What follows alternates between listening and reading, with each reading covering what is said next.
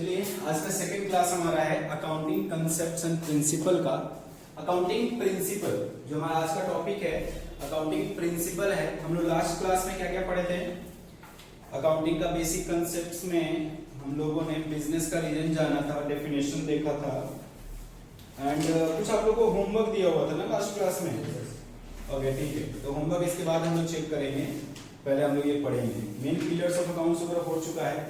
आज हम लोग अकाउंटिंग कंसेप्ट्स मतलब प्रिंसिपल की तरफ आ रहे हैं। अकाउंटिंग प्रिंसिपल, प्रिंसिपल का मतलब क्या होता है? प्रिंसिपल मतलब जो कैपिटल, प्रिंसिपल मतलब प्रिंसिपल्स। आप बताइए। नहीं ऐसे नॉर्मल बताइए ना, आप इंग्लिश में उसका डिफाइन कर दीजिए। प्रिंसिपल का मतलब क्या होता है? ऐसे ही नॉर्मल अपने लैंग्वेज में। Define means does not mean कि मैं अच्छा लैंग्वेज की बात करूं, बुकिश लैंग्वेज नहीं, अपने लैंग्वेज में बताइए। प्रिंसिपल मतलब क्या होता है? लॉस। प्रिंसिपल मतलब लॉस। सर जो कोई ऑर्डर पास करता है, मतलब जो देखता है वो चीज और ऑर्डर पास करते हैं किसी चीज के, मतलब मान लीजिए आप देख रहे हैं, आपका वो हेड है जो प्रिंसिपल है। ओके आप ये मतलब बोलोगे जो स्कूल में प्रिंसिपल होता है। Okay which is features. Features मैं हिंदी बताता हूँ। प्रिंसिपल का सिद्धांत, रूल्स, रेगुलेशन, पॉलिसीज जहां पे लिखा रहता है ना उसको बोलते हैं प्रिंसिपल्स। ठीक है ना? और जो आप बता रहे हैं उसको प्रिंसिपाल बोला जाता है। PAL स्पेलिंग डिफरेंस है और प्रिंसिपल में PLE होता है। ठीक है ना?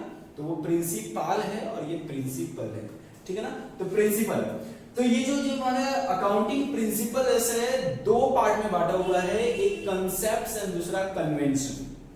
ठीक है ना? मतलब आज आप लोग वो चीज सीखने वाले हो जिससे कि पूरा का पूरा अकाउंट्स मेरा चलता है, रन करता है। बिना इसके रूल्स के, बिना इस प्रिंसिपल के, बिना इस कंसेप्ट के अकाउंट्स नहीं चल सकता। ठीक है ना? हम लोग बेसिकली जो भी आज के बाद करने वाले हैं अपने बुक्स ऑफ अकाउंट्स में, अपने अकाउंट्स के साथ, उसका रूल्स एंड रेगुलेशन जो आज हम लोग पढ़ेंगे, यही चीज आगे जाके चलने वाले हैं। ठीक है ना? ओके, तो कंसेप्ट्स एंड कन्वेंशन दो चीजें होती है, मैंने दोनों को मिक्स करके 12 कंसेप्ट्स है, उसकी हम लोग आज बात करेंगे। और इसको बात करने के लिए एक मैं छोटा सा स्टोरी आपको पहले बताऊं हो क्या रहा है। मैं आपसे कुछ क्वेश्चंस पूछूंगा, बताइएगा। जस्ट एक छोटा सा एग्जांपल मैं ले रहा हूं कि एक मेरा बिजनेसमैन है कोई, सपोज मिस्टर ए, दिख रहा होगा ये मिस्टर ए। ये कौन है? मिस्टर ए है। इसने दुकान ओपन किया, शॉप उसने ओपन किया। कितने रुपए उसने कैपिटल लगाए? ₹1 लाख। कितना रुपया लगाया इसने? 1 लाख रुपीस लगाया इस बिजनेस में। आफ्टर 1 ईयर, एक साल इसने बिजनेस चलाया। उसके बाद अपने बिजनेस का पूरा हिसाब किया। हिसाब करने के बाद लास्ट में उसके पास कितने रुपए बचे? कितने हैं उसके पास? 90,000 का उसके पास वैल्यू का सामान बोल लीजिए या कैश बोल लीजिए है। ठीक है ना? कितने का है? 90,000 रुपीस। बताइए इससे क्या समझते हैं आप? उसका लॉस हो गया, बिजनेस का लॉस हो गया। कितने रुपए का लॉस हो गया भाई? 10,000 रुपए का बिजनेस को लॉस हो गया। तो ये दुकान चालू रखेगा या बंद कर देगा? चालू रखेगा। हाँ, कंटिन्यू करेगा, बंद करेगा, बंद करेगा, कंटिन्यू करेगा, बंद करेगा, कंटिन्यू करेगा। 3 जन कंटिन्यू बोले, 3 जन बंद करेगा बोले। कौन बताएगा? आप बताइए कंटिन्यू क्यों करेगा? आप ही बोले ना कंटिन्यू। आई थिंक नहीं कोई। बाद में भी तो फायदा हो सकता है इसका। आज तो लॉस है, तो क्या गारंटी कल फायदा है? बट आज गारंटी ही लॉस है। आप समझ रहे हो भाई? एक बिजनेसमैन को पहले साल में अगर लॉस हो जाए, other factors are there, but मैं कैश की बात कर रहा हूं। सामने सीधा दिख रहा है कि एक साल के बाद मेरे को लॉस हो, तो मैं दुकान क्यों चलाऊंगा? बंद कर दूंगा। इसने भी वही डिसीजन लिया कि भाई अब दुकान में बंद कर दूंगा। तो बंद तो आज सोचा, आज तो होगा नहीं। धीरे धीरे सारे सामान जो है बेचने होंगे, सारे पैसे वसूलने होंगे। उसने बंद करने का प्लान किया, दुकान धीरे धीरे बंद करने का इसने प्लान कर लिया। मैंने सोचा चलो, मैं गया इसके दुकान पे, मैं पहुंचा इसके दुकान पे, हमेशा सामान इसके यहाँ से खरीदता था मैंने पूछा इससे, भैया आपका दुकान खाली खाली लग रहा है। बोला हाँ भैया मैं बंद कर रहा हूँ दुकान। बोला क्यों बंद कर रहे हो? बोला देखिए ऐसा सा सिचुएशन है, मैं 1 लाख रुपए लेके आया था अपने बिजनेस में और आज ऐसा सिचुएशन है कि मेरे पास 90,000 का वर्थ के प्रोडक्ट और जो भी कैश मेरे हैं सब मिला के कितने के वैल्यू है 90,000 के, तो 10,000 का लॉस हो गया। वैसा बिजनेस चला कि मेरे को क्या फायदा, मैं बदल दे रहा हूँ अपना बिजनेस, बंद करके कुछ और करूंगा। हाँ, इससे अच्छा तो नौकरी कर लेता तो मैं लॉस नहीं होता। आप समझ रहे हो, एक बिजनेसमैन जब शुरू में बिजनेस करता है तो उसको ये सब चीजें दिमाग में आती हैं। मैंने बोला अच्छा बता, अब मैं उससे बात कर ही रहा था तो इसके घर से कुछ बच्चे आए, दुकान पे थोड़ा देर इधर उधर घूमे और जाते समय इनका कुछ सामान, जैसे आप परचून की दुकान पे देखते होंगे कि सामने चॉकलेट्स रहते हैं, चॉकलेट्स के बॉक्स रहते हैं, इनके बच्चे लास्ट में जाते जाते क्या किए, चॉकलेट उठाए और चलते बने। तो मैं अभी देख ही रहा था तो इससे पूछा कि यार वो बच्चे सब चॉकलेट ले गए, तुम लिखा नहीं हिसाब में? बोला नहीं सर वो मेरे ही बच्चे। हम बोले वो तुम्हारे बच्चे? तो बोले तो सर दुकान भी मेरा, बच्चे भी मेरे, मैंने नहीं लिखा। बोला तब तो तुम घर में राशन भी भेजता होगा खाने पीने का? बोला हाँ। बोला उसको लिखता है तुम? बोला सर घर भी मेरा, बीवी भी मेरी, दुकान भी मेरा, मैं क्यों लिखूं? बोला बस तो बता जरा कितने का मोटा मोटी सामान भेज दिया होगा तुम 1 साल में? बोला 50,000 का तो माल भेज ही दिया होगा। कितने का माल भेज चुका है घर में? 50,000 रुपए का इसने माल अपने घर में राशन में भेज दिया और बच्चों का जो भी है। कंपनी में कितना लॉस है? लॉस है या प्रॉफिट है? प्रॉफिट। भाई प्रॉफिट है 40,000 का, 40,000 रुपए का प्रॉफिट है इस बिजनेस में। 1 लाख माल डाला था, 90,000 बचा है और 50,000 इसका घर भी तो खाया। अगर ये दुकान नहीं हो तो 50,000 माल जाता घर में? नहीं जाता। मतलब इसने 40,000 का इस बिजनेस में प्रॉफिट कमाया है, बट दिख क्या रहा था? लॉस। क्यों? क्योंकि इसने अपने बीवी को अपना बीवी माना, आई मीन वही जो भी है, और बिजनेस को भी अपना बिजनेस माना। प्रॉब्लम में कहां है? इसने सोचा घर भी मेरा, दुकान भी मेरी, बच्चे भी मेरे, दुकान भी मेरा। नहीं, इसको मैंने अब कंसेप्ट पढ़ाया कि अगर तुमको बिजनेस करना है और सक्सेसफुल बिजनेस बनना है तो तुमको अकाउंट्स को समझना होगा। और अकाउंट्स का पहला रूल है, अकाउंट्स का पहला रूल है, बिजनेस तुम्हारा नहीं है। बिजनेस अपने आप में एक इंडिविजुअल है। बिजनेस अपने आप में एक इंडिविजुअल है और तुम अपने आप में एक सेपरेट इंडिविजुअल हो। समझ में आ रहा नहीं क्या बोल रहा हूं? 2 लोग इसमें होते हैं, एक बिजनेस और एक बिजनेसमैन। तो यहां पे हमें क्या करना है? बिजनेस को और बिजनेसमैन को दोनों को अलग अलग देखना है। समझ में आ रहा है? बिजनेस अलग एक एंटिटी है, मींस बिजनेस एक अलग पर्सन है, ठीक है ना?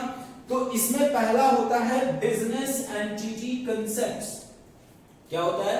Business entity concept. मैंने इसको समझाया कि भाई यहां पे तुम्हारा ये दुकान नहीं है, दुकान अपने आप में एक पर्सन है, ठीक है ना? तो क्या हो रहा है? This concept consider a business unit as a separate unit. क्या? As a separate unit. Business and businessmen are 2 separate entity and all the business transactions are recorded in the books of accounts from business point of view। क्या?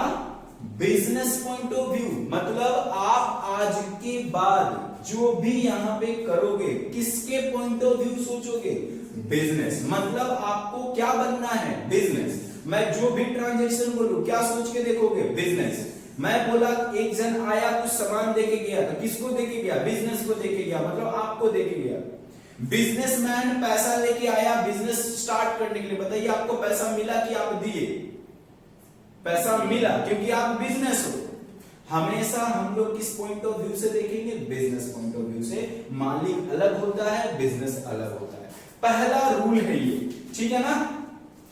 If businessman take a tea of ₹2 for personal satisfaction, it should be recorded as a drawing in the books। मैं बता रहा हूं आपको, suppose एक यही दुकानदार था, इसके बेटे आए, ये भी आए, अगर खुद भी ये ₹2 का चाय पिया क्योंकि इसको चाय पीने का मन किया, किसको? बिजनेसमैन को अपने दुकान पे बैठ करके 2 रुपए का चाय पीने का मन किया, उसने चाय पिया। ये 2 रुपए जो चाय पिया, ये बिजनेस का खर्चा ना बिजनेसमैन का खर्चा? बिजनेसमैन का खर्चा। तो ये इसका पैसा, चाय वाले को पैसा कहां से जाना चाहिए था? बिजनेसमैन के पॉकेट से जाना चाहिए था ना बिजनेस के गल्ले से जाना चाहिए था? बिजनेसमैन के पॉकेट से जाना चाहिए था। अगर बिजनेसमैन ये पैसा बिजनेस के कैश में से निकाल के दे दिया तो बिजनेस अलाउ करेगा कि नहीं करेगा? नहीं करेगा। अगर दिया भी तो बोलेगा भैया मेरे को जल्दी लौटाओ। जैसे मैं आपसे अभी 100 रुपए ले लूं तो आप मुझसे मांगोगे कि नहीं मांगोगे? ठीक वैसे ही बिजनेस भी अगर कोई भी पैसा किसको देता है? मालिक को देता है, वो पैसा लेने का राइट्स रखता है, ठीक है ना? उसको वापस पैसे चाहिए होते हैं। समझ में आ रहा है आपको बात? ओके, तो उसी को हम लोग यहाँ ड्रॉइंग्स बोलते हैं। क्या बोलते हैं? ड्रॉइंग्स बोलते हैं। ड्रॉइंग्स एक ऐसा अकाउंट है जब मालिक पैसे निकालता है बिजनेस से तो किस नाम से निकालता है?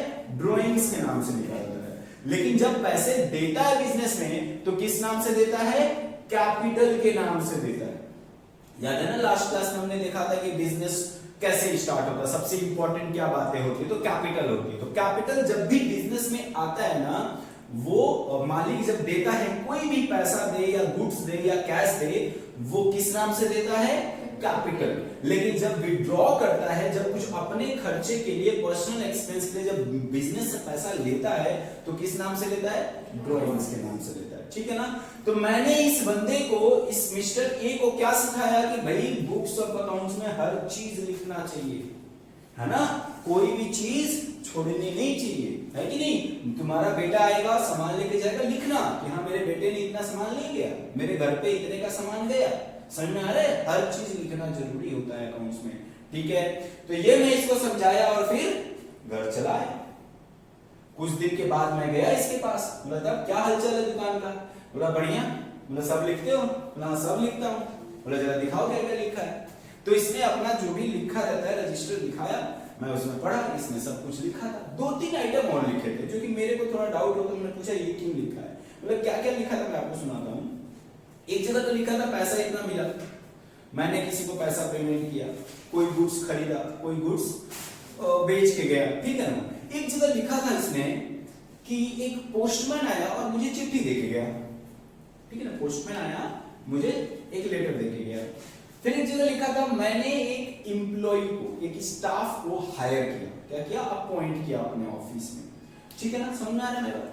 तो मैंने उससे पूछा भैया ये 2 आइटम क्यों लिखे हो? बोला सर आप ही तो बोलते हो हर चीज लिखना है।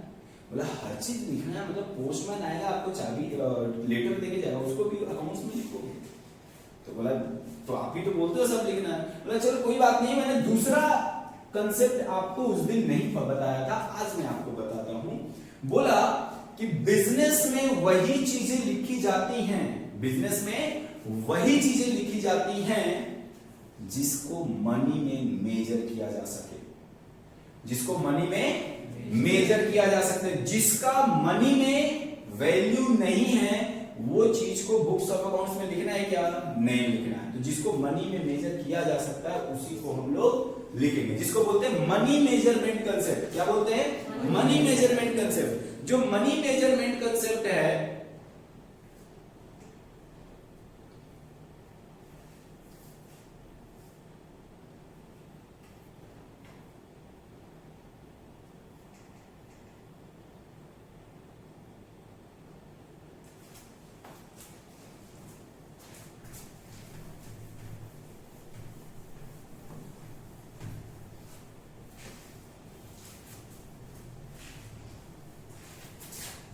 हाँ, तो मैं बात कर रहा था मनी मेजरमेंट कंसेप्ट। क्या बोलता है money measurement concept? Money measurement concept बोलता है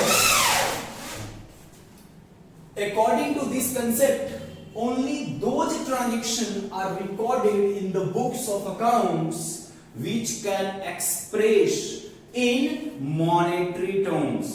जिसको पैसे में नहीं तौला जा सकता है, जिसको पैसे में के तराजू में नहीं तौला जा सकता है, उसको हम लोग यहां नहीं लिखते हैं, ठीक है ना? द नॉन फिनेंशियल और नॉन मॉनेटरी ट्रांजैक्शन, जिसको हम लोग पैसे में नहीं है, do not find any place in the accounting records. समझ में आ रहा है? जिसको कैश में, जिसको मनी में मेजर नहीं किया जा सकता है, उसका अकाउंट्स में कोई जगह नहीं है। क्लियर है? ओके, एग्जांपल के लिए आपको दिया हुआ है यहां पे अपॉइंटमेंट ऑफ स्टाफ और director and letter received are non monetary. Letter जो रिसीव किया नॉन मॉनेटरी। हाँ, इसी लेटर में अगर मान लो मनी ऑर्डर आपके पास आया, देखिए सुने हो मनी ऑर्डर आता है, तो मनी ऑर्डर आया ना, मेरे को पैसा मिला, मैं इसको लिखूंगा। लेकिन सिर्फ लेटर आया, कोई उसका मॉनेटरी टर्म्स नहीं है, तो मैं उसको लिखूंगा कि नहीं लिखूंगा? नहीं लिखूंगा। क्लियर है? ओके, देन नेक्स्ट,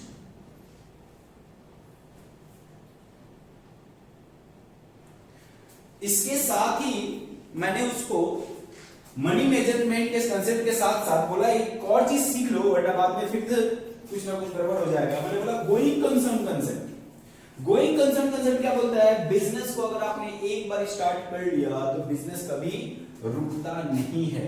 मैं आपको दिखाऊंगा मैं क्या बोलना चाह रहा हूं। कौन सा कंसेप्ट बताया मैंने इसको? Third number. मैंने बोला बिजनेस अगर आपने एक बार स्टार्ट किया तो रुकता नहीं है। रुकता है क्या बिजनेस? अच्छा चलो, आप क्या सोच के बिजनेस करते हो? कितने साल बाद बंद कर दोगे? कुछ है?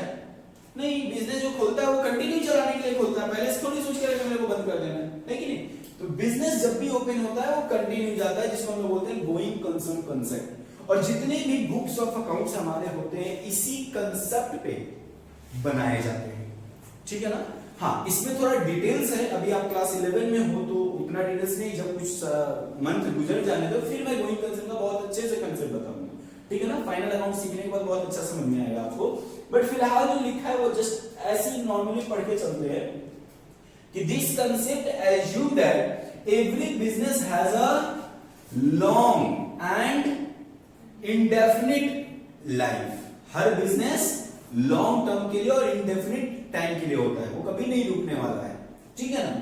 Since the financial statements are prepared on this basis, on this concept, जितने भी मेरे बुक्स ऑफ अकाउंट्स है इसी कंसेप्ट पे बनाए जाते हैं। And all the fixed assets are shown in the books at their cost ignoring their market value. ये क्या बोल रहा है मैं थोड़ा सा बता दूं। जैसे सपोज आपके पास एक मोबाइल है, वो 10,000 का आपने खरीदा था और मार्केट वैल्यू इसका 12,000 हो गया। बताइए आपके पास जो मोबाइल है कितने का है? आपने मोबाइल 10,000 में खरीदा था, आज इसका मार्केट वैल्यू 12,000 है। अगर बेचने जाओगे तो कितना में बिकेगा? 12,000 में। बताइए अगर मैं आपसे पूछूं कि आपका मोबाइल कितने का है तो आप क्या बताओगे? 12 ना 10? 12 12 12 10 10 12 12 गलत आंसर, क्योंकि गोइंग कंसर्न कंसेप्ट है ना, वो क्या बोलता है? बेचा क्या? आप 12 बताए मतलब मानो मैं आप ये सोच के रखे 2,000 रुपए मेरा प्रॉफिट। क्या 2,000 प्रॉफिट हो चुका है? नहीं ना, बेच दिया आपने। जब बेच दोगे तब प्रॉफिट होगा ना, इसी को बोलते हैं गोइंग कंसर्न कंसेप्ट। जब होगा तब देखेंगे, आज के समय में भी ये मेरा 10,000 का ही फोन है। तो बिजनेस क्या करता है? फिक्स असेट्स को always recorded at their cost, ignoring market price. Market price से कोई मतलब नहीं। और जिस दिन ये फिक्स असेट आपने मार्केट प्राइस पे लिख दिया अपने बुक्स में, उस दिन समझो कि आपने ये सोच लिया कि मेरा बिजनेस कल बंद हो जाएगा, ठीक है ना? आगे बहुत सारे ऐसे चैप्टर्स आपके लाइफ में आएंगे जिसमें सिर्फ इसी कंसेप्ट पे एक एक चैप्टर खत्म हो जाएगा, ठीक है ना? आगे इन फ्यूचर बहुत टाइम है अभी उसमें। तो फिलहाल ये आपको समझ में आया ये चीज? ओके, ठीक है, इतना समझाया। कितने कंसेप्ट समझा दिए? बिजनेस एंटिटी कंसेप्ट बता दिया, उसको मनी मेजरमेंट कंसेप्ट बता दिया और गोइंग कंसेप्ट बता के चला है। फिर कुछ दिन के बाद गया, मतलब क्या हालचाल है? बोला सर बहुत बुरा हालत है। बोला क्यों? बोला रोज घर पे बीबी मारती है। बोला क्यों? बोला क्यों मार रही है भाई? बोला घर पे राशन नहीं है और आपने मुझे मना कर दिया, क्योंकि बिजनेस एंटिटी कंसेप्ट बोलता है कि मालिक अलग है, बिजनेस अलग है। तो ये मुझे पैसा दे नहीं रहा है बिजनेस, बोले ये तो मेरा है, तो मैं आपको कैसे दूं? मालिक का बिजनेस पे क्या हक होता है? कोई बता पाएगा? मालिक का बिजनेस पे क्या हक होता है? सिर्फ एक ही चीज है जिसमें हक होता है मालिक का, और किसी चीज पे हाथ नहीं लगा सकता, वो हाथ नहीं उठा सकता, हाथ नहीं लगा के लेके चला जाएगा। मतलब बिजनेस मालिक का मन हुआ भाई ये भी मेरा लेके चलो, नहीं, वो किसका है? बिजनेस का।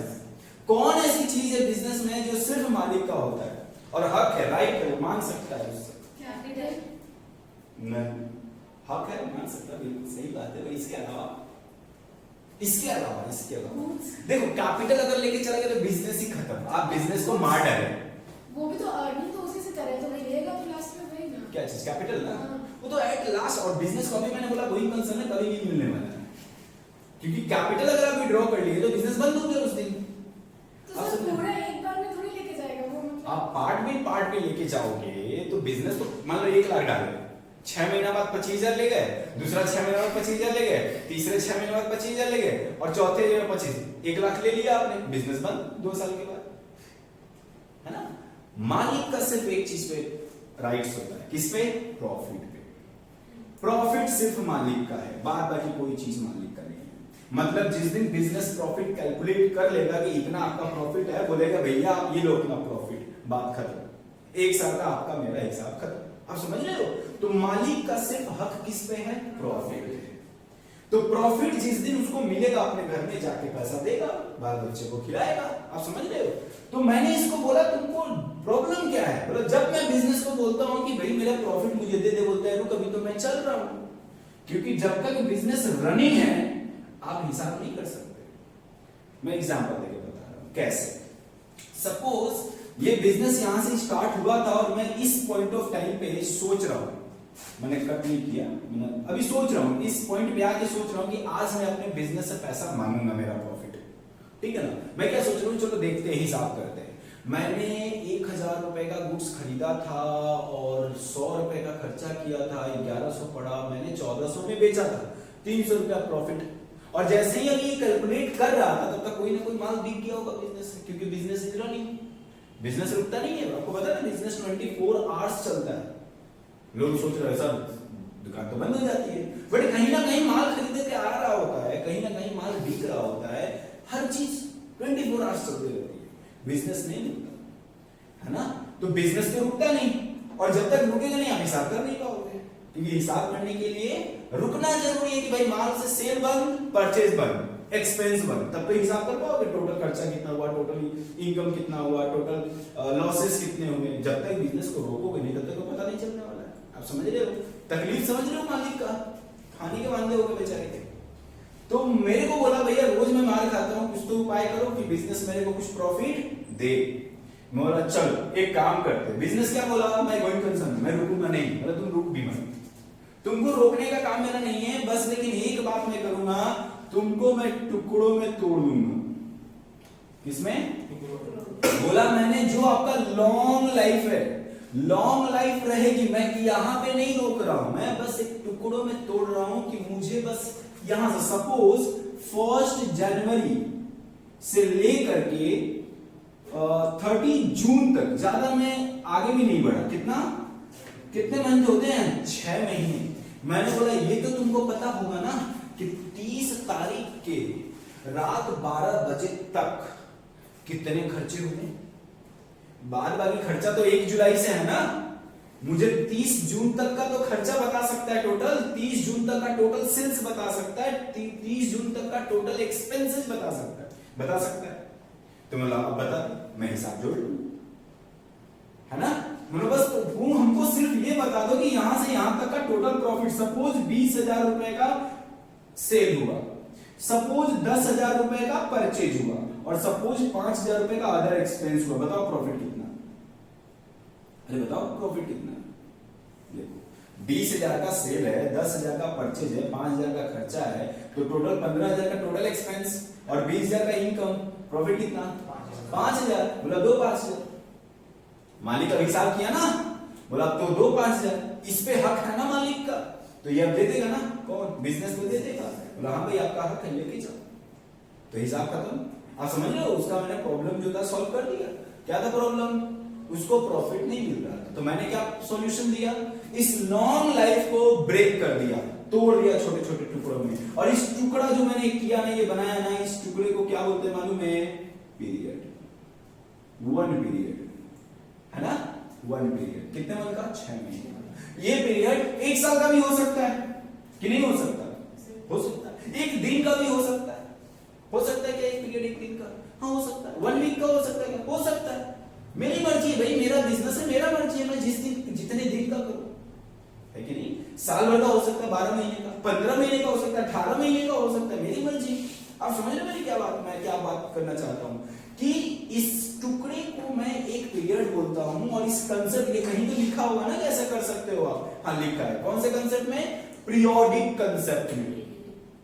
पीरियोडिक कंसेप्ट में जो मेरा नेक्स्ट कंसेप्ट है वो क्या है? Periodic concept. पीरियोडिक कंसेप्ट में ये बातें लिखी गई हैं कि आप इसको टुकड़ों में तोड़ सकते हो। ये टुकड़ा डिपेंड करता है कि आपका बिजनेस कितना बड़ा है, कितना छोटा है। अब फुचका वाले को मैं बोलूं भैया तुम्हें 1 साल के बाद हिसाब करना, बोला भैया मेरा घर पे हालत खराब हो जाए खाने पीने का। आप समझ रहे हो?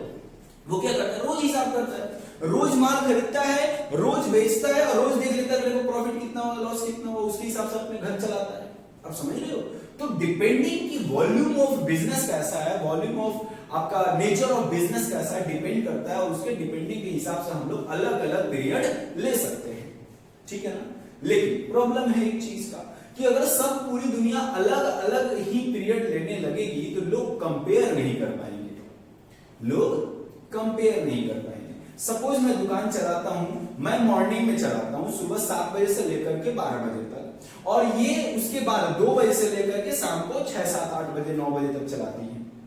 मैं कमाता हूं 1 लाख रुपए, ये कमाई 1.5 लाख रुपए। बताओ दोनों में बेस्ट कौन है? गलत। कैसे कंपेयर आपने कैसे कर लिया? मैं दिन में कमाता हूं, हो सकता है वहां पे सिचुएशन खराब हो, ये शाम को कमाती, हो सकता है सिचुएशन अच्छा। पीरियड सेम होना चाहिए। कंपेयर करने के लिए आप मेरा कंपेयर उससे करोगे जो मेरे साथ दिन में बैठ के कमाता हो। सुबह 7 बजे से लेकर के 12 बजे तक मैं कमाता हूं, दूसरे वाले को देखो वो सुबह 7 से 12 बजे तक कितना कमाता है, तब कंपेयर करोगे तो बेटर होगा। इनके साथ मेरा कोई कंपेरिजन ही नहीं है, इनका अलग टाइम है, मेरा अलग टाइम है। इसलिए बिजनेस ने पीरियोडिक कंसेप्ट में बोला कि मैं एक ऐसा पीरियड आपको मेरे तरफ से सजेशन है। क्या है? सजेशन, कंपल्सरी नहीं है, मेरा सजेशन है कि आप लोग 12 महीने का ही एक पीरियड बनाइए। अब मान लो कोई 15 महीने का पीरियड बनाया, कोई 9 महीने का पीरियड बनाया, और दोनों को कंपेयर कर रहे हैं, है ना? अरे मुंबई वाला आदमी है ना, सपोज मैं कोलकाता से गया था लास्ट क्लास में, कोलकाता से पैसे लेने गया था 10 लाख रुपए, और उसको मैंने बोला देखो मैं प्रॉफिट बहुत कमाता हूं।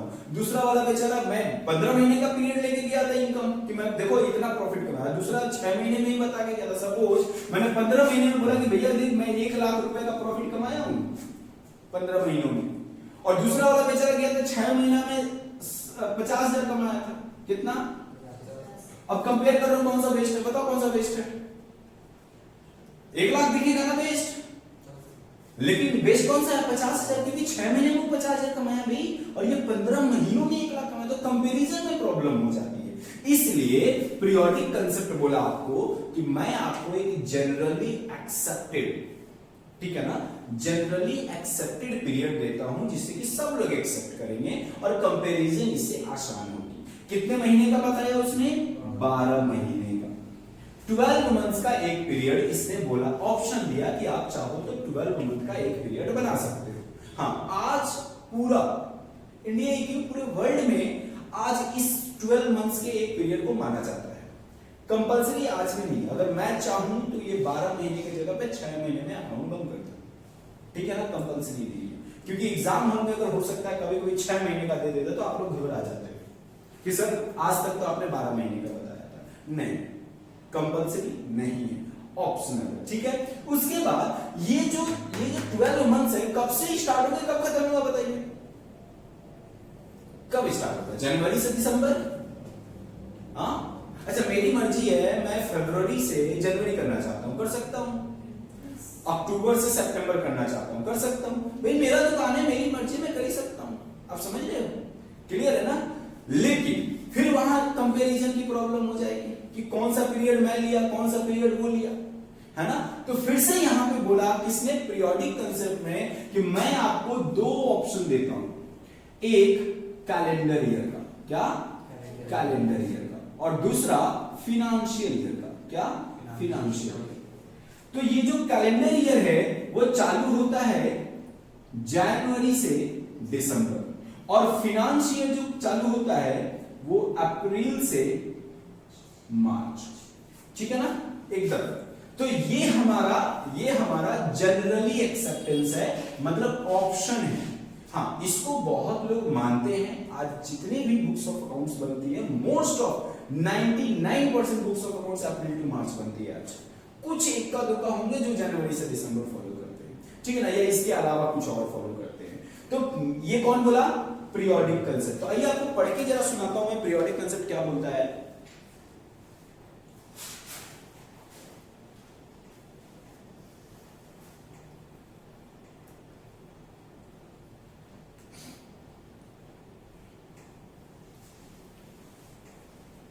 हाँ देखिए, मैं इसको मिटाऊं ना, यही चीजें यहां पे लिखी हुई हैं, तो मैं इसको मिटा दिया। हाँ आइए दिखाते हैं। According to this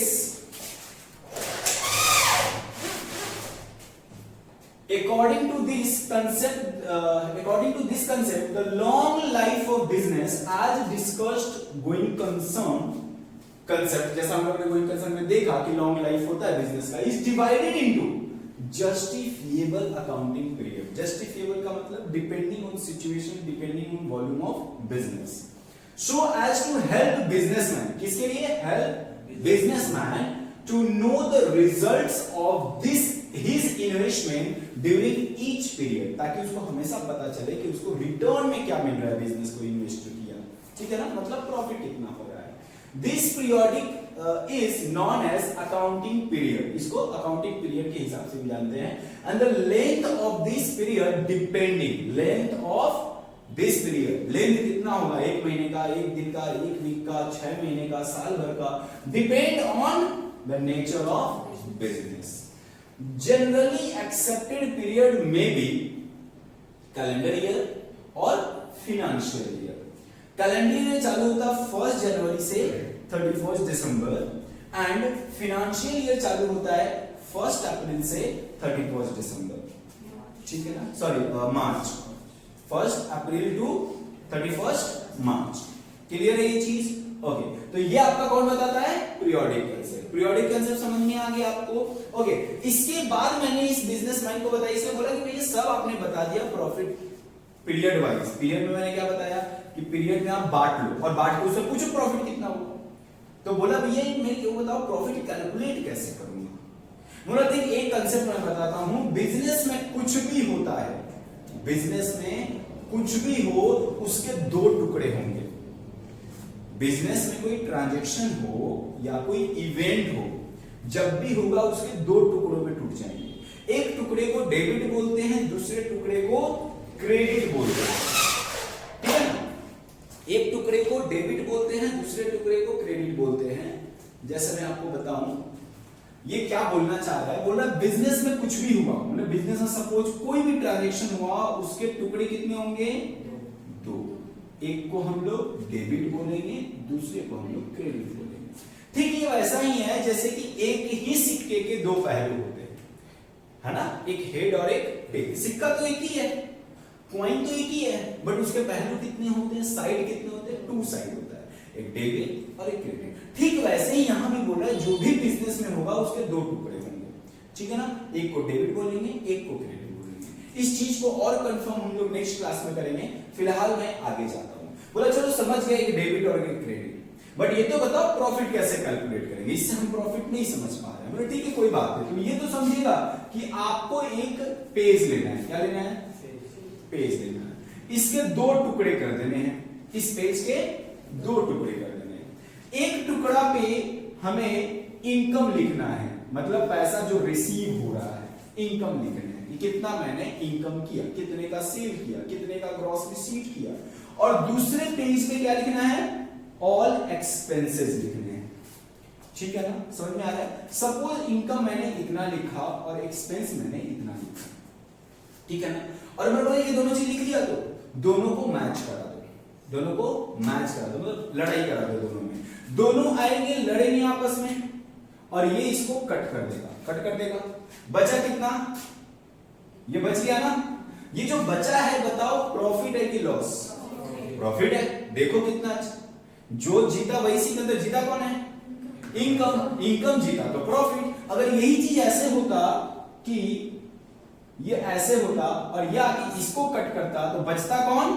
expense. तो जो जीता वही सिकंदर, कौन जीता यहाँ पे? एक्सपेंस। लॉस जीत गया तो मेरा क्या हुआ? लॉस। सिंपल। इसको बोलते हैं मैचिंग कंसेप्ट। क्या बोलते हैं? Matching concept. हमारा नेक्स्ट कंसेप्ट है मैचिंग कंसेप्ट। बोला we will pin out the all expenses in one side of the sheet, one side of the seat, and all incomes are on other side. If income will win, अगर income जीता, the results known as profit. Otherwise हार गया, और हार गया तो loss. This concept is also known as, क्या मैं बताता हूं, ये क्या है? एक्सपेंस, और ये क्या था? इनकम। इसको एक्सपेंस को लोग कॉस्ट भी बोल सकते हैं क्या? कॉस्ट, जितना कॉस्ट मेरा लगा। तो बोला कॉस्ट से ऊपर कितना बेनिफिट हुआ उसी को प्रॉफिट बोलेंगे ना। इसीलिए इसका दूसरा नाम है कॉस्ट बेनिफिट कंसेप्ट्स। ठीक है ना? तो इसको दो नाम से जानते हैं, एक मैचिंग कंसेप्ट और दूसरा cost benefit concept. Matching concept क्यों मैच कराता है, दोनों को आपस में लड़ाते हैं, जो जीता वही सिकंदर। ठीक है ना? ओके, यहां तक समझ में आया? बोला सर आपने ये तो बता दिया, अभी तक मैं उसी बिजनेसमैन को सिखा रहा हूं। बोला ये तो आपने बता दिया यहाँ एक्सपेंस लिखते हैं, बट ये तो बताया ही नहीं कितना लिखेंगे, वहां पे अमाउंट कितना लिखेंगे। समझ में आ रहा है? देखते हैं कितना लिखेंगे। सपोज आप लोगों में से मोबाइल को यूज करता है, दिखा जाए मोबाइल कितने का है? 10,000। मेरे को पसंद आया, मैंने इनको 10,000 रुपए दिए। क्या दिए? 10,000 रुपए। मैंने बोला कहां से खरीदे? सर मेरे घर के नीचे ही है दुकान, है ना। मैं बोला कल मेरे लिए लेके आना। 10,000 मैंने इनको तुरंत दे दिया। बोला कल लेके आना, यही मोबाइल चाहिए और कल ही चाहिए, आई मीन नेक्स्ट क्लास। अब ये गए उस दुकानदार को बोले कि भैया मुझे वो जो मैं कल मोबाइल लेके गया था ना, बोला मोबाइल एक और देना, मेरे सर को बहुत अच्छा लगा, है ना। तो इन्होंने वो मोबाइल खरीदा, ठीक है। बट खरीदने के लिए गया ना, तो वो दुकानदार क्या बोल रहा है कि भैया इसका तो स्टॉक खत्म हो गया मेरे दुकान से। अब ये परेशानी में, सर मांगे हैं, देना तो पड़ेगा। बोला भैया तो कोई उपाय बताओ कहां से ले सकते हैं। बोला मेरा एक ब्रांच है एस्प्लैनेड में, मेरा एक ब्रांच है एस्प्लैनेड में, आप जाइए उस दुकान पे, आप जाएंगे तो आपको ये स्टॉक मिल जाएगा क्योंकि वहां अवेलेबल है। ये फटाफट गए एस्प्लैनेड गए वहां से, ठीक है ना, और वहां से उन्होंने मेरा मोबाइल खरीद लिया। खरीदा तो उस दुकानदार ने, वो एस्प्लैनेड वाला दुकानदार बोल रहा है कि भैया 10,000 नहीं, यहाँ पे इसका प्राइस 10,200 रुपए है। कितना है? 10,200। तो इन्होंने 200 रुपए एक्स्ट्रा उसको दिए अपने पॉकेट से और मेरे पास चले गए नेक्स्ट क्लास में, मेरे को मोबाइल दिए। अब बताइए आप, क्या आप मेरे से कुछ एक्स्ट्रा पैसा लोगे या 10,000 ही था? लोगे और लोगे, ये नहीं लोगे। अच्छा आप नहीं लोगे, ये लेंगे और एक्स्ट्रा पैसा, या आप होते तो लेते क्या? कितना? 200। आप बताइए 200। आप बताइए, आप बताइए 200 रुपया। आप बताइए 300। वाई? क्यों? Transport cost. अच्छा एक बात बताओ, आने जाने का खर्चा नहीं लगता? आने जाने का खर्चा नहीं लगता क्या? एस्प्लैनेड गया था बांगुर से, आने जाने का खर्चा लगता है ना, तो वो मेरे से नहीं लेगा। छोड़ दो टीचर और स्टूडेंट, बिजनेसमैन, दिमाग बिजनेस में होना चाहिए हमेशा। अकाउंट्स पढ़ते हो, अकाउंट्स के स्टूडेंट हो, अब हमेशा बिजनेस पॉइंट ऑफ व्यू सोचते हैं। बताओ लोगे कि नहीं लोगे आने जाने का भाड़ा? लोगे ना, नहीं तो अपने पॉकेट से लॉस जाएगा भाई, सिंपल बात है। मतलब ये क्या सिखाता है मालूम है? ये बताता है कि आपका जब तक प्रोडक्ट आपके घर में नहीं आ जाए, आपका प्रोडक्ट जब तक आपके घर में नहीं आ जाए तब तक का सारा खर्चा उस पे ऐड करेंगे। या फिर मैं ऐसे बोलूं कि जब तक आपका कोई असेट्स यूजेबल कंडीशन में नहीं आ जाए, यूजेबल मतलब मैं यूज कर पाऊं, जब तक यूजेबल कंडीशन में नहीं आ जाए तब तक का सारा खर्चा उस पे ऐड करते हैं, है ना। तो मैं यही बताया कि यहां पे एक्सपेंस लिखेंगे कैसे। सपोज आपने मोबाइल खरीदा 10,200 रुपए का और आने जाने का खर्चा हुआ 200 रुपए, तो यहां कितना लिखूं मैं मोबाइल का दाम? 10,400 रुपए। अरे वो तो छोड़ो, मैं अगर उस टाइम में 100 रुपए का खाना भी खा लिया होता ना तो वो भी इसी पे ऐड करूंगा, क्योंकि उसको लाने के लिए मेरे को टाइम देना पड़ा, उस टाइम में खाना भी पड़ता है, तो खाने का भी पैसा इस पे ऐड होगा। आपको समझ में आ रहा है मैं क्या बोल रहा हूं? जब तक गुड्स, जब तक असेट मेरे घर में नहीं आ जाता है या यूजेबल कंडीशन में नहीं आ जाता, तब तक का सारा खर्चा ऐड करते हैं, है कि नहीं? आपको मैं दिखाता हूं बचपन की एक तो कहानी, आप ही लोगों की है। याद करो वो बचपन, जब आप कहीं घूमने जाते थे, आपको कोई पेंसिल पसंद आई, आप ले लिए, लेकर जब नेक्स्ट दिन स्कूल में गए तो आपका बगल में जो दोस्त था उसने बोला यार बहुत अच्छा पेंसिल है, कितना में लिया? बोला 10 रुपए में। बोला मेरे को दे देना, ठीक है ना? आपने उसको दे दिया, कितना लिया पैसा? 10 रुपए। होशियारी, मैं 11 रुपए में दूंगा। थोड़ा बिजनेसमैन बुद्धि वाला रहेगा, क्या बोले मैं 11 रुपए दूंगा, 1 रुपए मेरा प्रॉफिट, चॉकलेट खाऊंगा, पता है? आपने 11 रुपए का दे दिया, बट आपने तो सोचा ही नहीं, जहां से जाके लेके आए थे वहां 5 रुपए खर्चा था आने जाने का, और आप खुश हो रहे हो कि 1 रुपए का प्रॉफिट कमाया है, जबकि आप 4 रुपए का लॉस कमाए हो।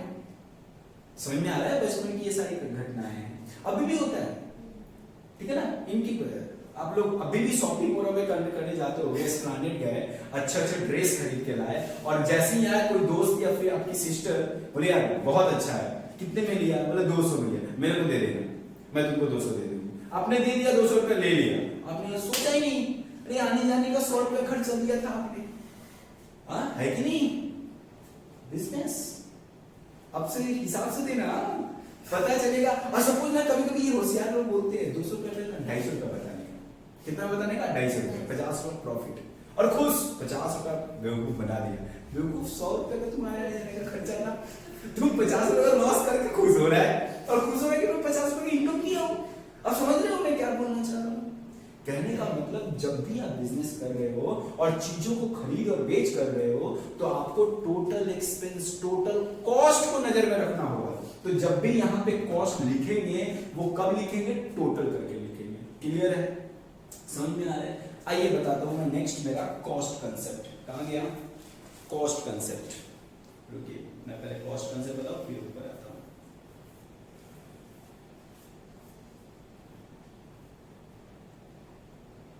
ठीक है ना? देखिए, according to this concept all the fixed assets are recorded in the books at cost, that is the price paid to acquire them, to price paid to acquire them, and any subsequent बाद में जो आपके खर्चे लगते हैं, increasing और decreasing in their value will not be shown in the recorded except the depreciation of these assets।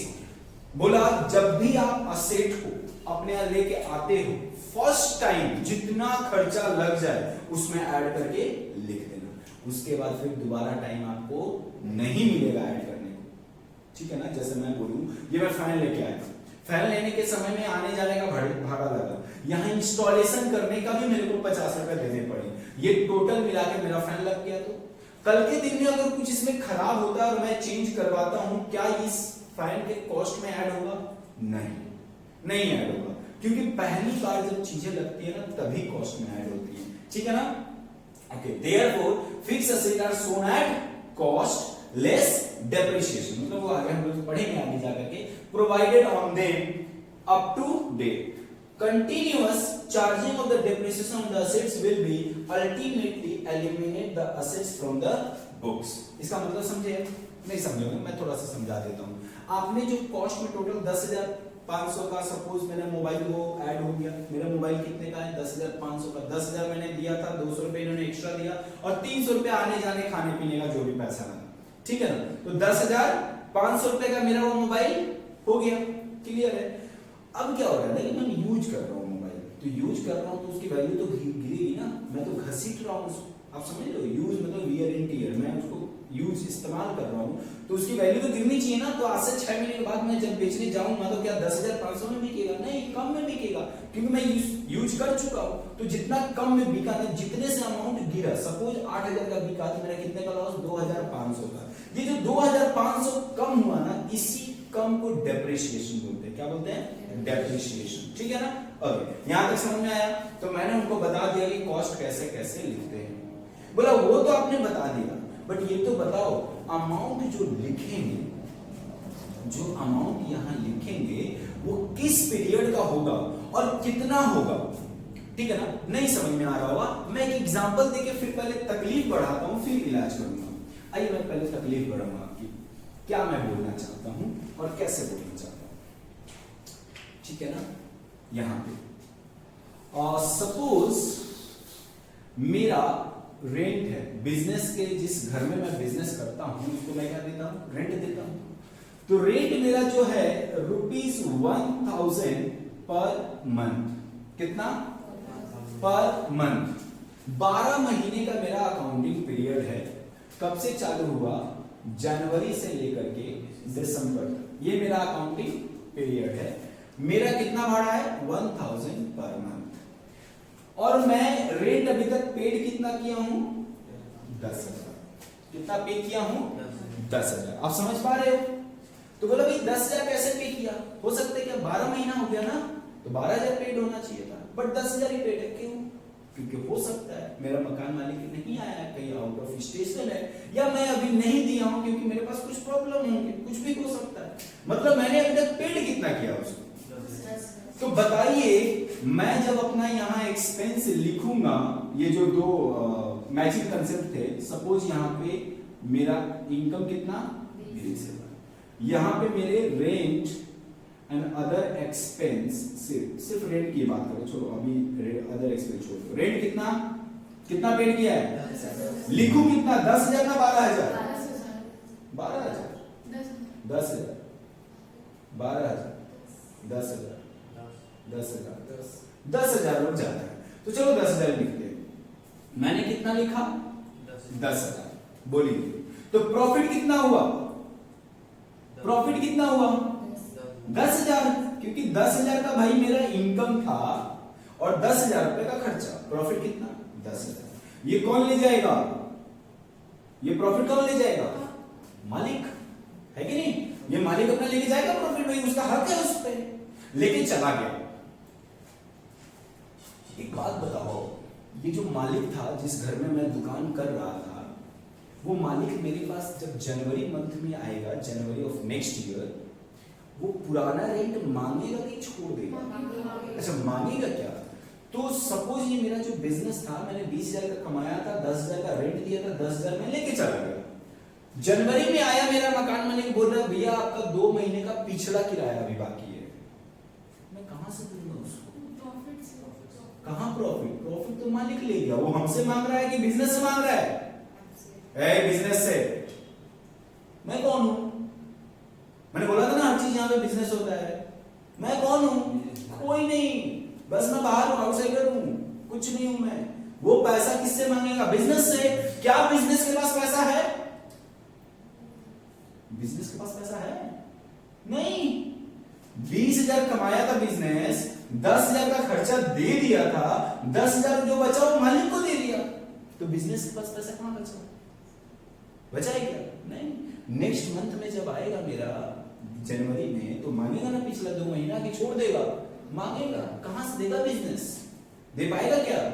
Problem हुआ कि नहीं? आप तकलीफ समझ रहे हो? बोला ये तकलीफ है।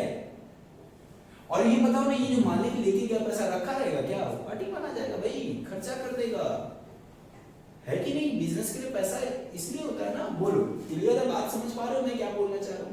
मैंने बोला इसका उपाय है। बोला क्या उपाय है? मैंने बोला एक उपाय है कि मैं एक कंसेप्ट बनाऊं जिसको मैं बोलूं कि मेरे घर का आदमी मेरे घर में रहेगा। क्या मैंने बोला? मेरे घर का आदमी मेरे घर में रहेगा। ना तो मैं किसी पड़ोसी को अपने घर में आने दूंगा, और ना अपने घर के किसी बंदे को मैं किसी पड़ोसी के घर जाने दूंगा। नहीं समझ में आता होगा, मैं समझा के दिखाता हूं।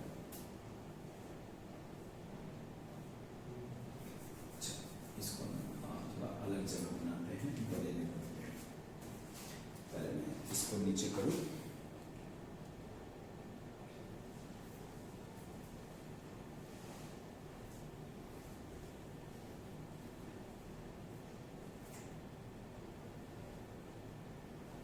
हाँ आइए, तो मैं यहां आपको दिखाता हूं मेरे घर का आदमी मेरे घर में रहेगा का मतलब क्या होता है।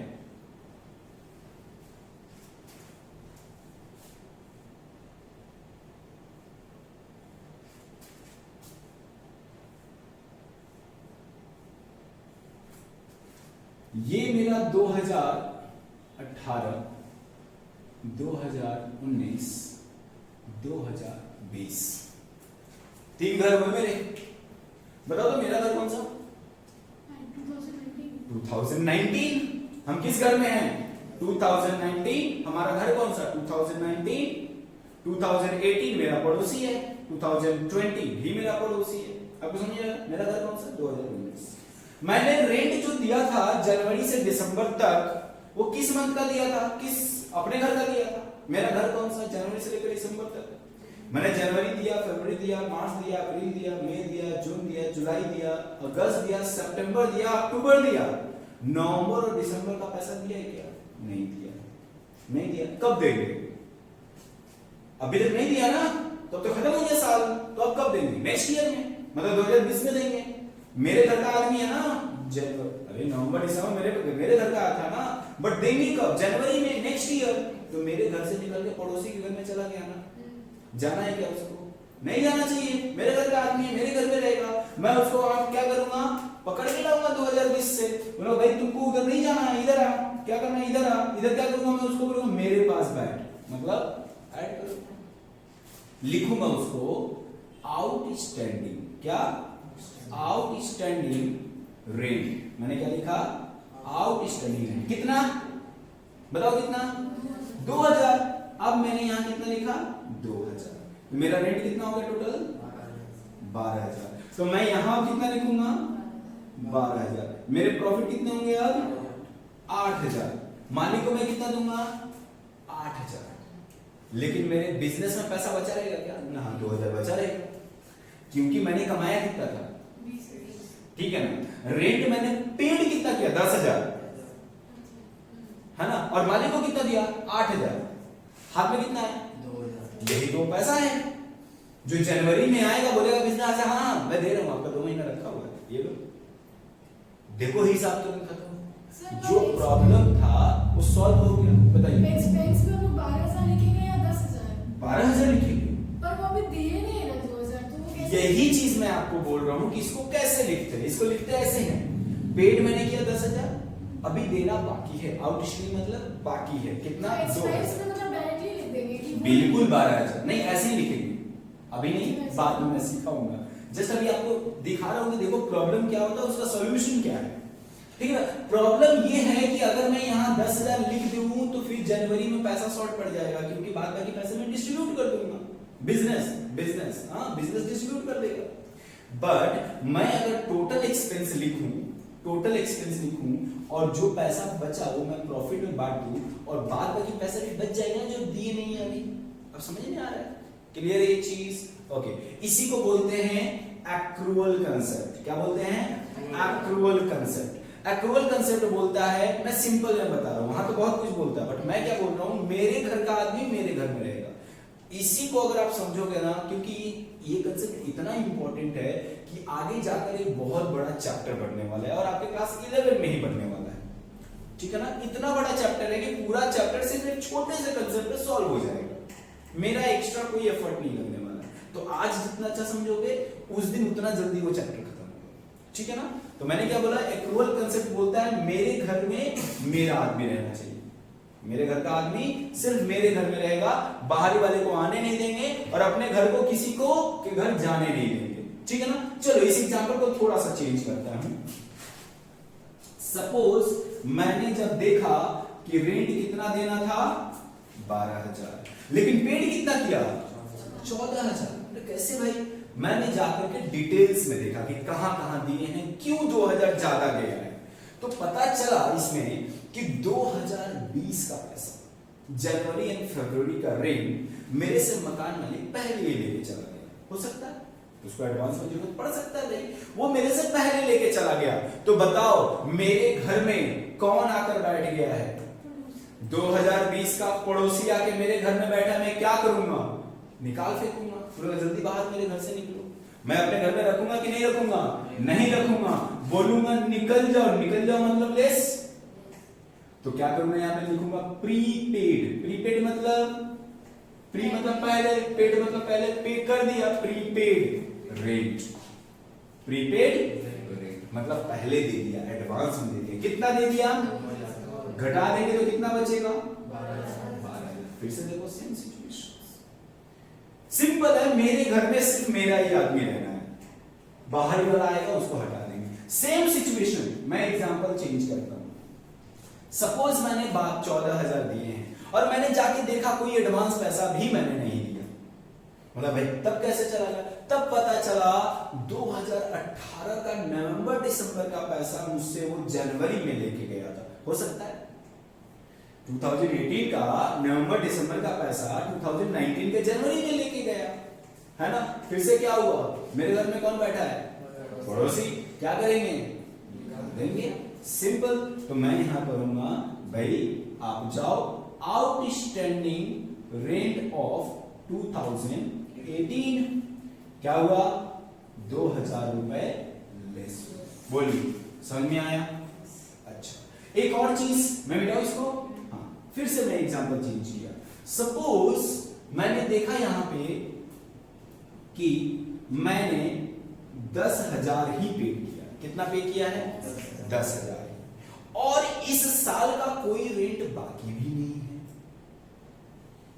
आप समझ लो कोई आउटस्टैंडिंग नहीं है, नवंबर दिसंबर अक्टूबर कोई मंथ बाकी नहीं, वो सारा लेके गया है मेरा मकान। और फिर भी मैंने 10,000 रुपए पे किए। मैंने सोचा चलो देखते हैं क्या प्रॉब्लम है। मैंने देखा जनवरी एंड फरवरी का ऑफ 2019 का पैसा पहले ही 2018 में लेके चला गया था। हो सकता है कि इस साल के जनवरी फरवरी का पैसा पहले ही साल में लेके चला गया। तो बताओ भाई मेरे घर का आदमी कहां बैठा है? पड़ोसी में। हम क्या करेंगे? पकड़ के लाएंगे उसका, कान पकड़ के लाएंगे उसको, लाके बोलेंगे भाई तुम मेरे घर में बैठ। और लिखेंगे क्या? ये क्या बोलिए? प्रीपेड, पहले ही पेड कर चुके थे ना, तो प्री पेड ऑफ 2018 कितना? 2,000 रुपए। अब कितना आया? 12,000। नहीं बाबू 2018 होगा, क्योंकि 19 का पैसा 18 में दिया ना। 19 का पैसा 19 में अगर देगा तो प्रीपेड कैसे होगा?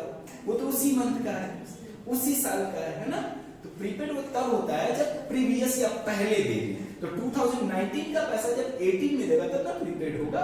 तो प्रीपेड ऑफ 2018, 2019 का तो करंट ईयर का है, तो प्रीपेड ऑफ 2018 का पैसा 2,000 रुपए पहले से मिल गया था। तो मैं यहां पे लाके ऐड कर दूंगा, क्योंकि मेरे घर का आदमी था भाई, पड़ोसी के घर में जाके बैठा था। समझे?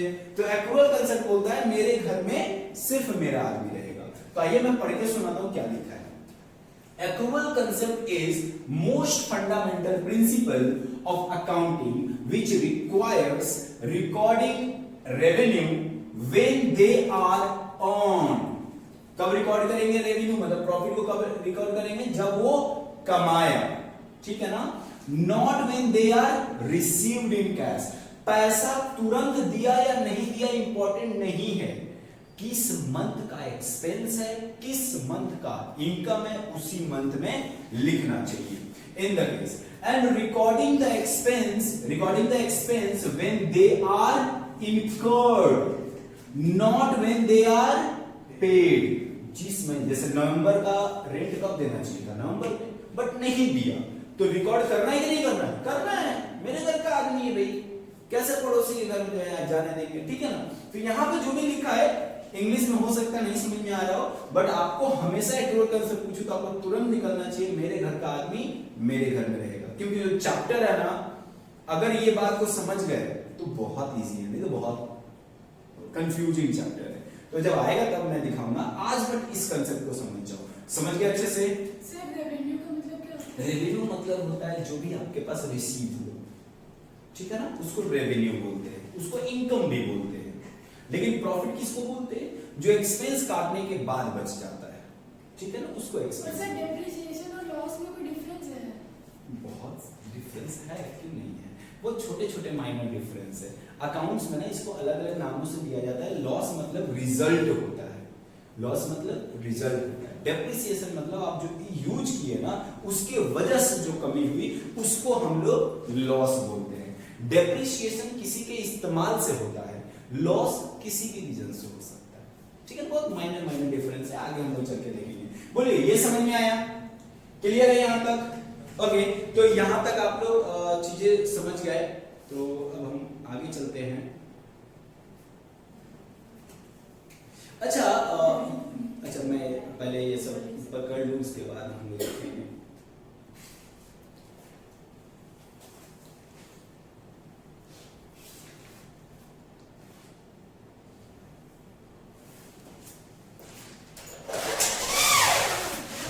हाँ, तो मेरा ऑलमोस्ट बहुत सारे कंसेप्ट खत्म हो चुके हैं, 3-4 और कंसेप्ट बाकी हैं, 8 कंसेप्ट हो चुके हैं। एक बात बताओ, आप लोग पढ़ाई क्यों कर रहे हैं?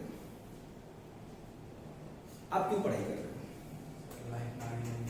लाइफ में आगे बढ़ने के लिए, जैसे कुछ थोड़ा प्रकाश डालिए अच्छे से, एलोबरेट। हाँ, सब चीज़ का नॉलेज होना चाहिए, सब चीज़ का नॉलेज होना चाहिए, और लाइफ में ये सब चीज़ का सर जैसे अकाउंट्स में हिसाब से कोई दिक्कत नहीं हो। आगे बढ़ो ना फटाफट। ऐसे नहीं मान, आप बताइए क्यों पढ़ रहे हो? सर नॉलेज बढ़ना है और Okay. लाइफ कुछ बनना है क्या बनना है? सर, जैसे बैंक। मतलब नौकरी चाहिए, सीधा बोलो ना, नौकरी चाहिए। नौकरी क्यों चाहिए? अच्छा पैसा चाहिए। सीधा बोलो, पैसा कमाने के लिए पढ़ाई कर रहे हैं। हाँ? अब पैसा के लिए, हाँ? अबे जॉब अच्छा चाहिए, लाइफ को अच्छा बनाने के लिए जॉब चाहिए ना, जॉब चाहिए तो पैसा चाहिए, सिंपल है, पैसे के लिए, है ना, जॉब चाहिए। चलो जॉब लगा दिया, कितने का एक्सपेक्टेशन है जॉब का?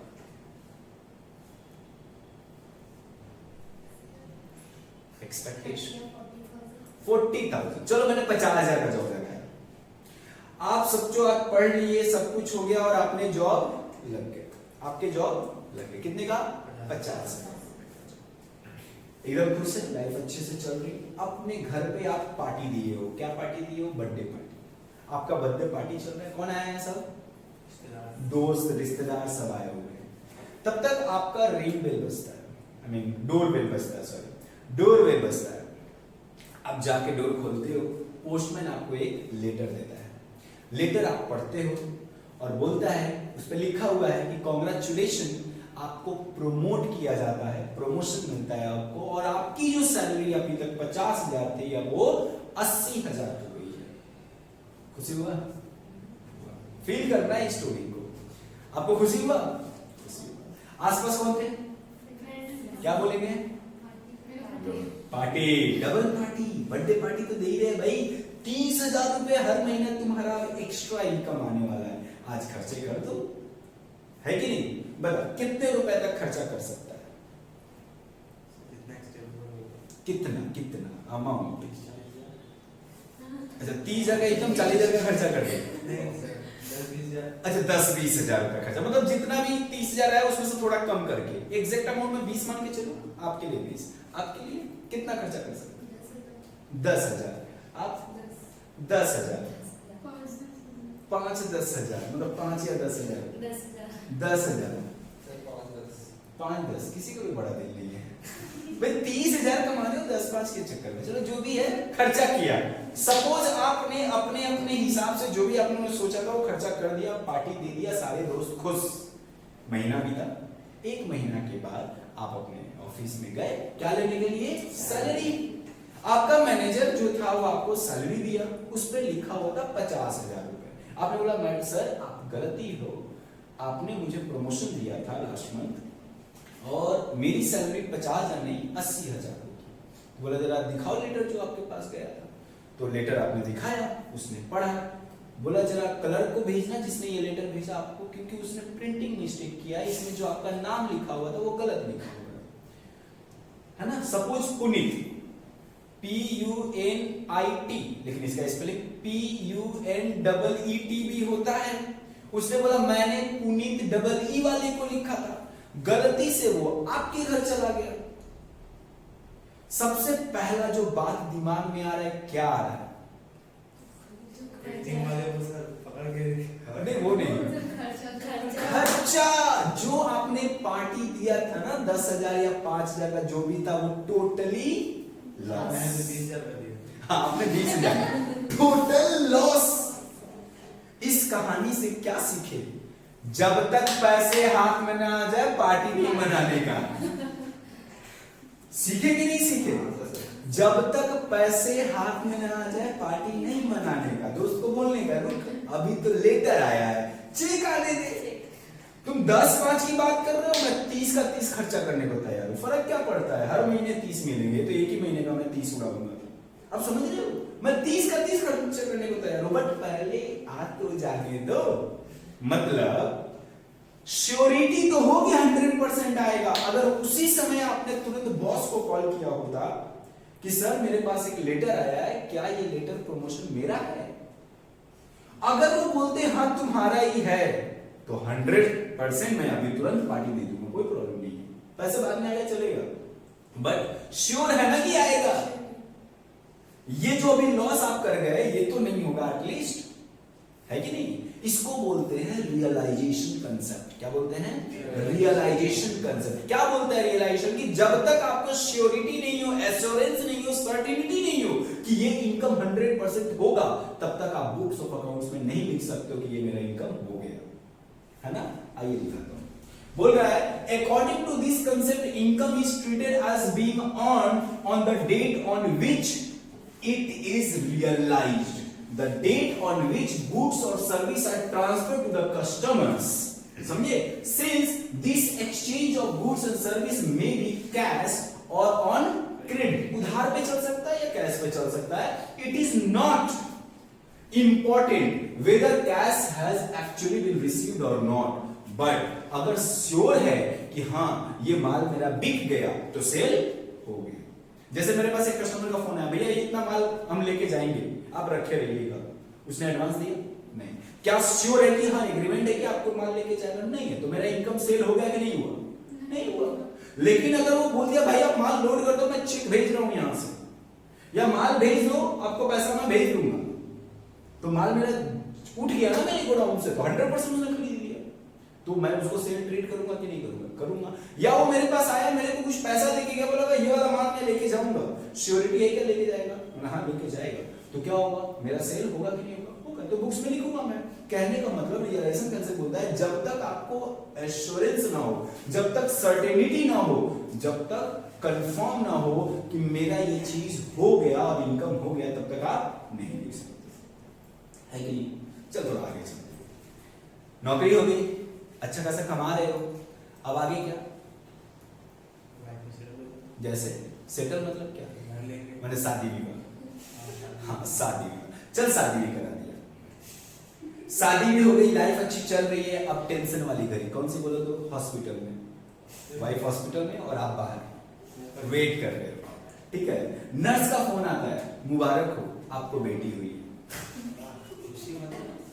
पहला ही दिमाग में क्या बात है? खर्चा आता है। देखो इधर से तुरंत आया खर्चा आता है ना? कि 20 साल के बाद 10 लाख का खर्चा पक्का है। अभी के जमाने में 10 लाख, 20 लाख वही बात है, मैं मिनिमम मान के चल रहा हूँ, तो मिनिमम 10 लाख का खर्चा पक्का है। अब देख शादी में उड़ाने को तो लोग करोड़ों उड़ा देते हैं, वो तो अलग बात है, बट मैं मिनिमम एक मान के चल रहा हूँ कि 10 लाख रुपए का खर्चा पक्का है। कितने साल का? 20 साल का। क्या करना चालू करेगा? सेविंग्स। देखो सेविंग्स चालू करेगा ना, कि हर महीने इसमें से कुछ पैसे इकट्ठा करोगे उसके नाम से, कि 10 साल के बाद ताकि पैसा वो 10 लाख हो जाए, और जिस दिन वो 20 साल की या 25 साल की होगी, उस दिन तुम शादी करते समय यही पैसा यूज करके उसको इस्तेमाल कर लेगा। तो जोड़ का झटका धीरे से लगेगा, नहीं समझे? उसमें अचानक से 15-20 लाख का खर्चा आएगा ना, ये वाला सपोर्ट कर देगा, तो जोड़ का झटका धीरे से लगेगा। तो सपोर्ट किया ना। ये तुम क्या कर रहे हो मालूम है? अपने आप को सेफ जो। अच्छा बताओ, क्या ये गारंटी है कि 10 लाख का खर्चा होना ही है? अच्छा क्या गारंटी है कि वो लड़की बाईपास से नहीं जाएगी? नहीं समझे? तो 10 लाख का 10 लाख बच जाएगा ना? नहीं समझा?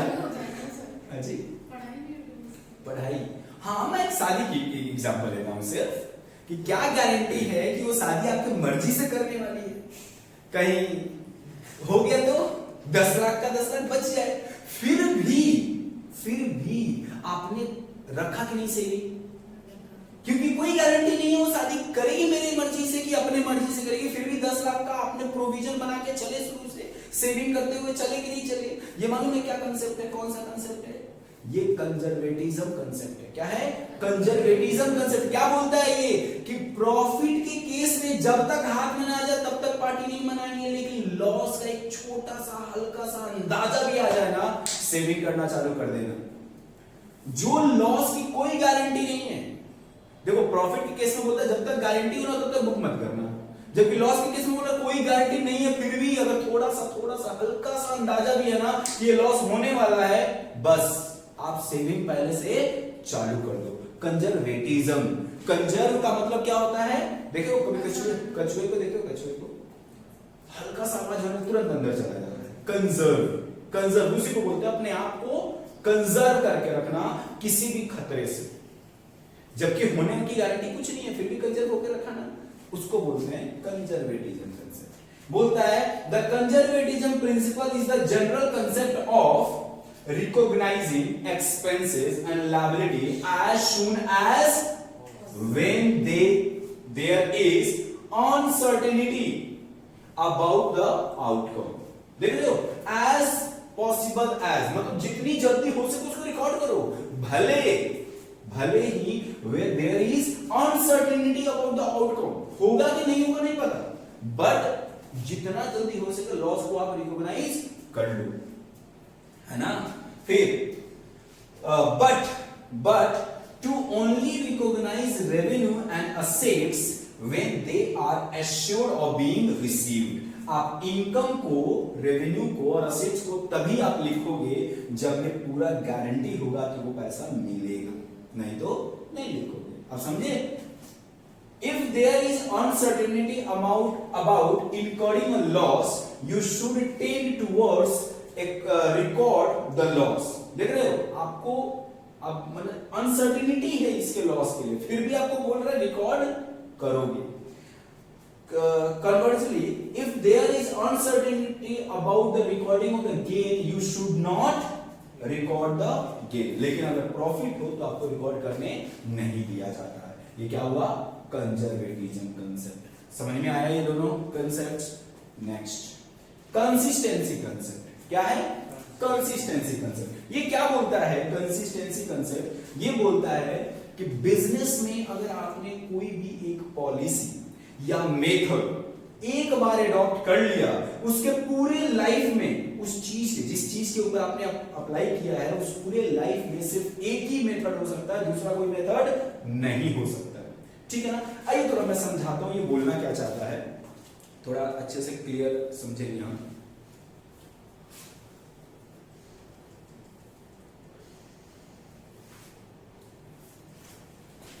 हाँ,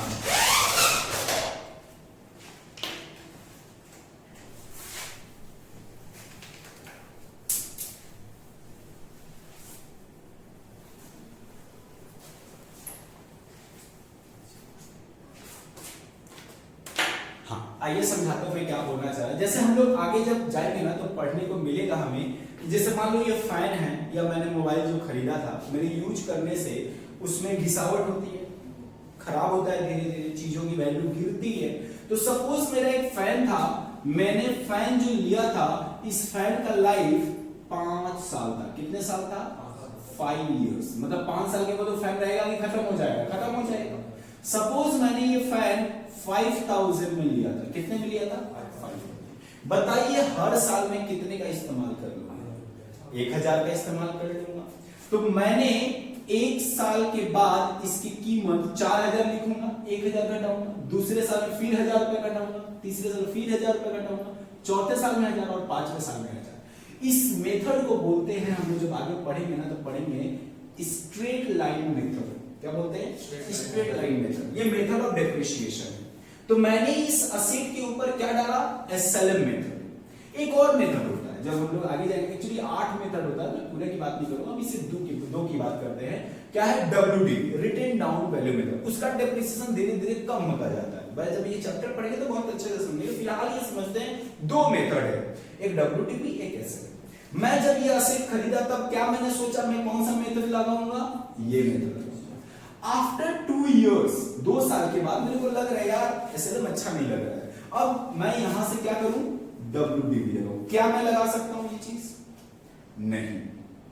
कंसिस्टेंसी कंसेप्ट इसी चीज को मना करता है, बोलता है आप कोई भी चीज जब रखोगे ना इस मेथड पे, पॉलिसी पे, कोई भी मेथड लो, कोई भी पॉलिसी लो, इसके पूरे लाइफ में कोई भी एक ही मेथड दिखना चाहिए, दूसरा कोई मेथड नहीं दिखना चाहिए।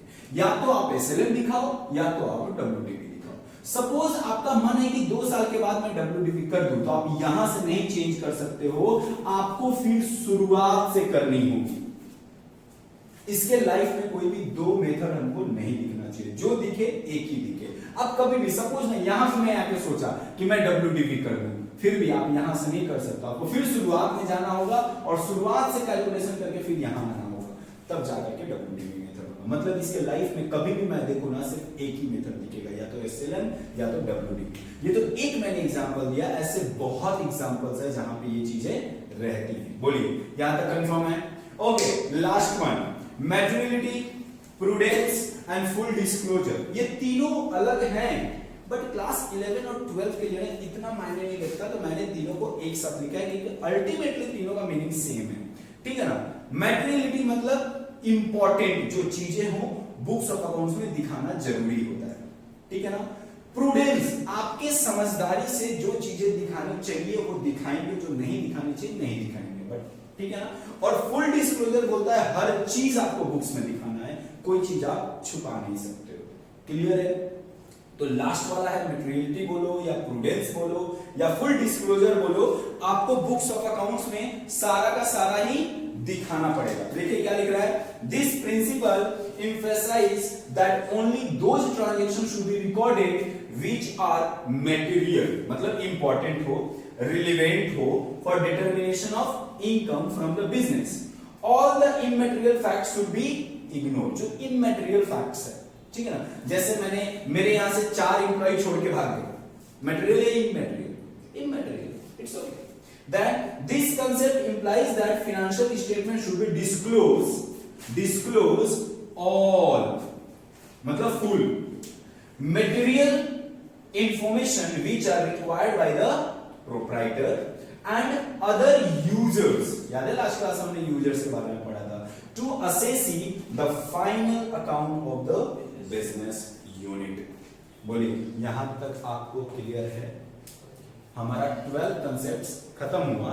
इसमें से एक अकाउंटिंग एजम्पशन है। क्या है? Accounting assumption. अलग से क्वेश्चन आता है कौन कौन से अकाउंटिंग एजम्पशन होते हैं।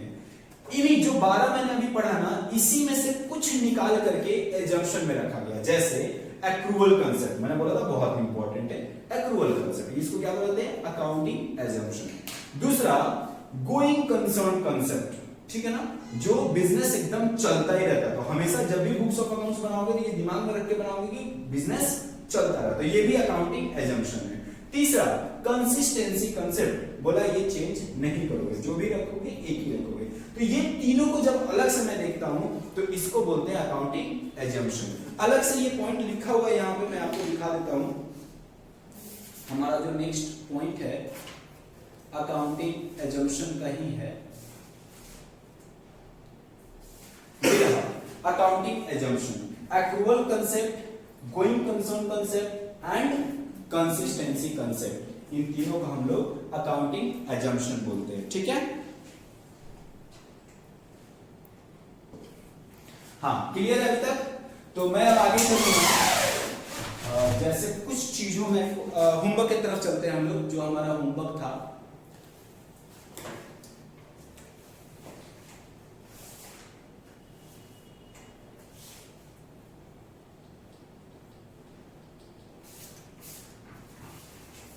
हमारा होमवर्क था ये, हमने आपको बोला था कि यहाँ पे अकाउंट्स लिखे हुए हैं और आपको इसमें सिर्फ हेड्स ऑफ अकाउंट्स लिख के आना है, पर्सनल, रियल और नॉमिनल।